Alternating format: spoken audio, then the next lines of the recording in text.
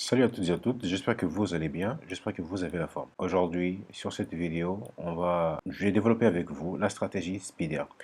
C'est une stratégie que j'avais donné l'explication, d'accord, et l'introduction de cette stratégie. Tout a été expliqué dans la vidéo que je vais afficher ici, d'accord. Si vous n'avez pas encore regardé cette première partie, je vous invite à aller regarder et bien suivre les concepts de cette stratégie. Donc aujourd'hui, on va faire la pratique de cette stratégie. Et là, on est pour commencer sur les paires de devises dollar néo-zélandais et dollar américain, d'accord. Donc NZ, USD. Pour commencer, la stratégie consiste à trader sur le day trading. Donc l'analyse qu'on va effectuer sur cette paire de devises afin de pouvoir exercer, afin de pouvoir opérer sur le marché en se basant sur ces stratégies, on va commencer en mode daily. Donc on avait dit pour commencer qu'en mode daily, nous allons devoir commencer par chercher la tendance. Donc ici, on voit bien que la tendance est une tendance baissière. Si on trace bien cette ligne de résistance ici, d'accord, on voit bien les impacts. Si on commence ici, on voit bien qu'on a plusieurs impacts au niveau de cette ligne, d'accord. Donc ça, de 1, la tendance, elle est déjà établie. On voit bien que la tendance, elle est baissière et c'est la chose que nous cherchons ici. Donc là, déjà pour commencer, on a la tendance qui est établie. Bien évidemment, il faudrait y avoir d'autres éléments qui viennent confirmer cette tendance et aussi nous donnent une vision sur l'état de santé de cette même tendance pour pouvoir voir si la tendance elle est saine ou pas. Par la suite, qu'est-ce qu'on va faire? Par la suite, on va aller en 4 heures. On avait dit que tout ce qui concerne la tendance, d'accord, en daily, on cherche seulement la tendance. Mais on avait dit aussi que 4 heures, on cherche non seulement la tendance, mais aussi les impacts. Est-ce qu'on voit ici la tendance et les impacts? On va essayer de zoomer un peu pour voir un peu l'ensemble du marché. D'accord, on va commencer par tracer la ligne. D'accord, on va commencer par tracer la ligne. On voit bien que cette ligne a eu des impacts. On a eu des impacts sur cette ligne. Ok, donc là, on a un impact qu'on voit ici. On a un impact qu'on voit ici. On a un deuxième impact qu'on voit ici. Donc à partir de ce moment-là, cette ligne de résistance est déjà valide. Donc ici, notre objectif serait de placer en ordre juste ici, au niveau du troisième impact. Donc l'objectif, ce sera de bien tracer les lignes de résistance et de support et de bien noter les impacts. Vu qu'on a eu deux impacts, minimum c'est déjà valide. Nous, on va se préparer ici pour le troisième impact. D'accord? Donc voilà, non seulement on a déterminé la tendance, on a vu que c'est une tendance baissière, mais aussi on a aussi calculé les impacts. Donc ça, c'est quelque chose qui est déjà fait. D'accord? Ça, on va faire en sorte que ça soit visible ici, pas en semaine, ni en jour, mais en heure et en minute. D'accord? On va faire comme ça. Et ensuite, qu'est-ce qu'on va faire? On va en 30 minutes. On va commencer par 30 minutes et ensuite on va essayer de voir comment ça va évoluer. On a la possibilité aussi d'aller en 15 minutes. C'est aussi une possibilité. D'accord? Donc nous voici face à cette magnifique représentation qu'on voit ici. D'accord? On voit cet impact. Ok, c'est déjà bien. On a un impact, deux impacts. Et là, nous devrions trader ici sur le troisième impact qu'on voit ici. Donc bien évidemment, on ne va pas avoir ça à l'avance. Donc, qu'est-ce qu'il faudrait qu'on fasse? On avait dit que c'est à partir de ces moments, à partir du deuxième impact. Et quand on voit que le prix vient se placer et se faire rejeter par cette même bougie, je ne sais pas si on le voit mieux en 15 minutes. D'accord. Donc ici, on peut voir une bougie qui nous donne. Là, on a l'impact. Et ensuite, on a une bougie qui vient rejeter. Mais cette bougie ne nous intéresse pas trop. Même si c'est une bougie qui montre que le marché a bien rejeté cette ligne de résistance pour une troisième fois. Mais ce qui nous intéresse ici, c'est cette bougie qu'on voit là. D'accord, cette bougie qu'on voit ici. Parce qu'on avait dit que dans trois bougies qui suivent, la bougie, d'accord, du rejet devrait être une bougie qui donne le signal de retournement baissier. C'est ce qu'on voit ici. Donc cette bougie-là nous a donné un bon signal d'entrée. Qu'est-ce qu'on va faire? On va aller regarder le RSI. Est-ce que le RSI a été en mode surachat? Eh bien oui, le RSI aussi était en mode surachat. D'accord? Donc ça, ce sont les éléments qu'il faut, d'accord, respecter pour pouvoir trader avec cette stratégie. D'accord? Donc de 1, on a la tendance en daily. De 2, on a la tendance en 4 heures qui correspond à la tendance en daily, mais aussi on a les impacts qu'on vient noter au niveau du time frame 4 heures. Ensuite, on vient en 30 minutes ou en 15 minutes pouvoir identifier lors du troisième impact si on a parmi les trois bougies qu'on suivi les bougies de l'impact, parmi ces trois bougies. Donc là, on a une bougie ici. D'accord? On a une deuxième bougie ici. Ça, c'est la première. On a une deuxième bougie ici. Et on a une troisième bougie ici. D'accord? Donc, l'objectif, c'est entre ces trois bougies, est-ce qu'on a eu une bougie de signal? Oui, on a eu une bougie de signal parmi ces trois bougies qui sont là. Donc, là, c'est la deuxième bougie qui vient suivre la bougie du rejet. D'accord? La bougie qui a effectué le rejet de cette résistance. Et aussi, on a le RSI qui vient se placer au niveau de surachat. Donc là, le trader, qu'est-ce qu'il va faire?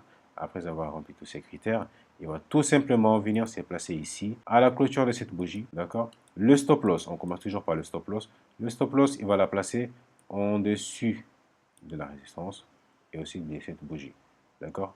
La bougie du rejet ou la bougie du signal, pour plus de sécurité, d'accord? Au cas où le marché revient à monter vers le haut, parce que on ne sait jamais, le marché fait tout ce qu'il veut, et il touche notre stop loss, on sort du marché, et on n'a plus envie de rester en position. On n'est pas venu ici pour chercher à avoir raison, on est juste venu ici pour chercher à faire en sorte que le marché nous donne une possibilité de gagner en tradant. Donc ici, on a minimum 2. Donc ça, c'est déjà bien.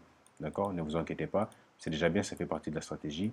Ou soit vous le mettez au niveau, d'accord, du plus bas. Même si le marché n'a pas tout de suite touché à notre stop loss, mais il a fini par toucher notre stop loss vers la fin, vers ici, d'accord? Même si ça a pris quelques jours et qu'ici on a dit que c'est en day trading. Donc day trading, ça faudrait qu'on coupe la position avant la clôture du marché. Donc ça veut dire que là, si on prend cette position à 13 heures, il faudrait qu'on coupe avant que le marché se ferme à partir de ces moments-là.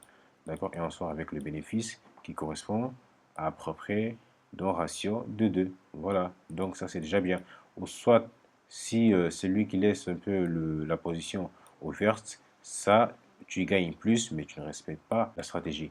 Ça n'a pas aucune importance. Même si tu gagnes de l'argent sans respecter la stratégie, ça n'a aucune importance. D'accord? Pour résumer, d'accord? Encore une fois, on doit commencer toujours par en daily. En daily, on vient chercher quoi? En daily, on vient déterminer la tendance. D'accord? Est-ce qu'on a une tendance baissière? Oui, on a une tendance baissière parce qu'on a des hauts de plus en plus bas et de bas de plus en plus bas. C'est déjà bien. Donc, deuxièmement, qu'est-ce qu'on a? Deuxièmement, on a 4 heures. 4 heures, on va chercher non seulement la tendance, mais aussi les impacts. C'est ce qu'on voit ici. On a non seulement la tendance, on voit que la tendance elle est baissière, mais on a aussi les impacts. On a un premier impact ici, on a un deuxième impact ici. Donc, du coup, on attend que le marché vienne ici, revenir sur cette même ligne de résistance pour qu'on puisse nous placer sur une continuation de tendance. D'accord? Donc, ça, c'est ce qui a été fait. Donc, si on serait focalisé sur cet endroit, qu'est-ce qu'on allait faire? On allait venir en 15 minutes pour venir chercher le moment exact où le marché vient taper. Si on voit, par exemple, une bougie de rejet, un signal de bougie japonaise pour venir nous placer.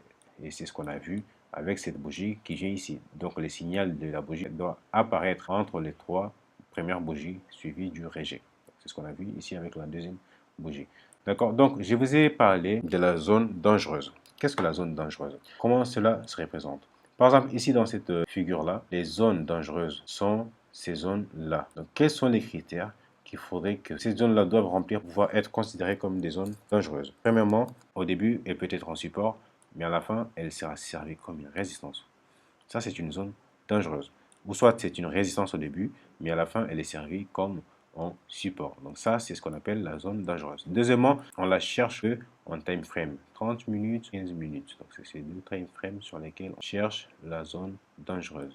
Ça, c'est ce qui concerne un peu les zones dangereuses qu'il faut bien tenir en compte. Pourquoi ça s'appelle les zones dangereuses? Pourquoi? Parce que c'est les zones où, si le marché vient, ça risque de basculer, d'accord, notre trading. Du coup, il faudrait bien surveiller à partir du moment où on rentre en position et qu'on voit que le prix s'approche de ces zones, il faudrait qu'on déplace notre stop loss. Si au début, notre stop loss était à ce niveau, d'accord, on va la déplacer pour venir ici à ce niveau. Au cas où le marché vient buter sur cette zone et nous fait sortir du marché, d'accord, comme on l'a vu ici, mais on sort avec du profit au lieu de sortir avec une perte. Ça, c'est l'importance de la zone dangereuse. Il faudrait la tenir en compte lors des placements des ordres. Donc, la famille, c'était ce que je voulais partager avec vous aujourd'hui.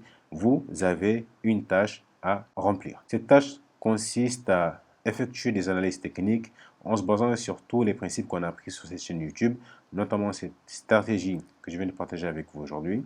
Donc, Je tiens aussi à préciser, et je l'aurais dit, et je le redis encore une fois, cette stratégie n'a pas encore été backtestée.